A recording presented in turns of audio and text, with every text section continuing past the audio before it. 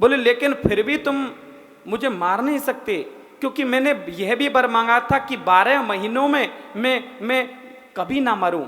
बोले ये 13वां महीना अधिक जो महीना है, पुरुषोत्तम मास मैंने स्पेशल तेरे लिए बनाया है। प्रेम से बोलो राधे राधे। राधे राधे। फिर भी तुम मुझे मार नहीं सकते, क्योंकि मैंने यह भी वरदान मांगा था कि मैं अस्त्र से मरूं ना शस्त्र से मरूं। बोले ना मैं तुझे अस्त्र से मारूंगा और ना मैं तुझे शस्त्र से मारूंगा। ये जो लंबे लंबे नाखून देख रहे हो ना, इससे तेरे पेट को चीरूंगा, इन अस्त्रों से तुझे, इन नखूनों से तुझे मारूंगा। लेकिन मैंने यह भी, फिर भी तुम मुझे मार नहीं सकते। क्यों? क्योंकि मैंने भोलेनाथ से यह भी वर मांगा था कि तो विष्णु के द्वारा इस बनाई हुई सृष्टि में मैं किसी से ना मरूं। ब्रह्मा के द्वारा बनाई हुई इस सृष्टि में मैं किसी से भी ना मरूं। बोले ब्रह्मा हमको नहीं बनाता, हम ब्रह्मा को बनाते हैं, हम ब्रह्मा जी के पापा जी हैं। प्रेम से बोलो राधे राधे। भैया ब्रह्मा हमको नहीं बनाता, हम ब्रह्मा को बनाते हैं। बोले तो तुम हो कौन? बोले मैं नारायण हूं। बोले तुम नारायण हो तुम? अरे तुमको मैं छोड़ूंगा नहीं, तुम मेरे सामने आज आ गए, मैं तुमको छोड़ नहीं सकता। जैसे ही प्रभु को मारने के लिए दौड़ा, मेरे प्रभु ने उसकी अंतड़ियों को निकाल दिया और उसका प्राणांत कर दिया। प्रेम से बोलो राधे राधे। राधे राधे। और उसकी अंतड़ियों को निकाल करके माला बना ली, अपने गले में ढाल लिया और क्रोध में जो है लाल हो गए। क्रोध शांत नहीं हो रहा प्रभु का, प्रभु का कोप शांत नहीं हो रहा। देवता लोगों ने पुष्पों की वृष्टि कर दी, फूल बरसा दिए जब हिरण्यकश्यप को मार दिया। लेकिन देखने लगे कि हिरण्यकश्यप तो मर गया, लेकिन मेरे प्रभु का कोप तो शांत हो ही नहीं रहा। और कहते हैं कि यदि भगवान का कोप शांत ना हो तो इस सृष्टि में प्रलय आ सकती है।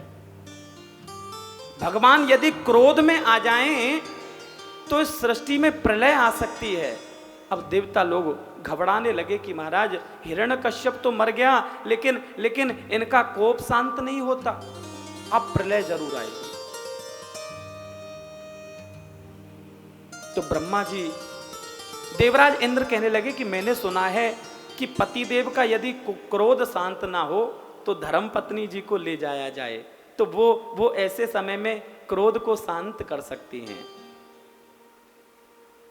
तो देवता लोग जो है वो बैकुंठ में पधारे और माता लक्ष्मी को लेकर के आए, मना करके लाए।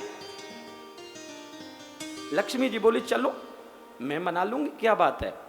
और कहते हैं लक्ष्मी माता आई और देखा उनका स्वरूप, दूर से ही देख करके तुरंत उल्टे पैर भागी, डर गई, भयभीत हो गई और तुरंत सीधी जो है किसी से बात नहीं की, सीधी बैकुंठ में पधारी। लक्ष्मी कहती है कि ऐसा रूप तो मैंने कभी ना देखा ना सुना, आधा शरीर मनुष्य का और आधा शरीर मृग का, ये कैसा रूप बना करके प्रभु बैठे हुए हैं। अब देवता लोग कहने लगे अब तो प्रलय होगी। जिनको लक्ष्मी जी भी ना मना सकी, लक्ष्मी जी ने सोचा कि वही पति होंगे जिनके चरण दबाती हूं, लेकिन अब ये क्या पता था वहां बब्बर शेर बन के बैठे। प्रेम से बोलो राधे राधे। राधे राधे।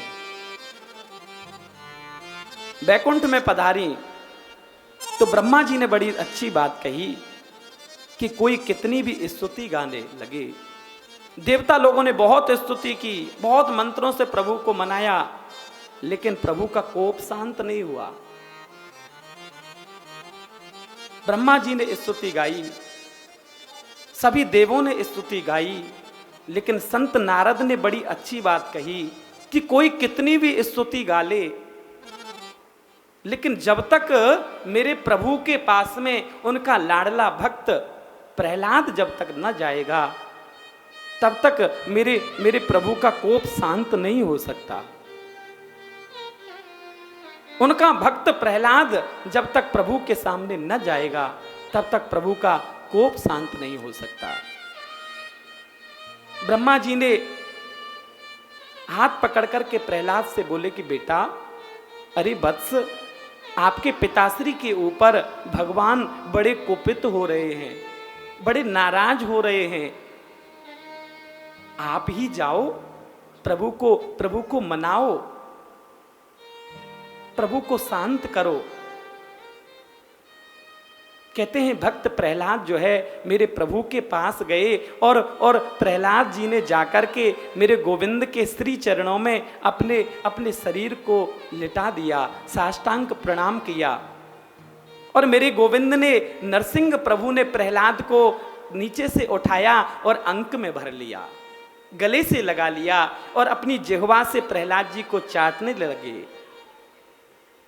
अपनी जिह्वा से प्रहलाद को चाट रहे हैं और सर पे हाथ फेरा, अपने गोदी में बैठा लिया और कहने लगे, वत्स बेटा, यदि मुझे जरा सी भी देर मैंने आने में की हो ना पुत्र, तो मुझे क्षमा करना बेटा। जरा सी यदि मुझे देर हो गई हो आने में, तो मुझे माफ करना बेटा। बार बार सर पे हाथ फेरते हैं प्रभु। प्रभु का कोप शांत हो गया। प्रहलाद जी कहते हैं, प्रभु, प्रहलाद जी ने बड़ी सुंदर स्तुति गाई कि ब्रह्मादयो मुसुरगणा मुनयोथ सिद्धा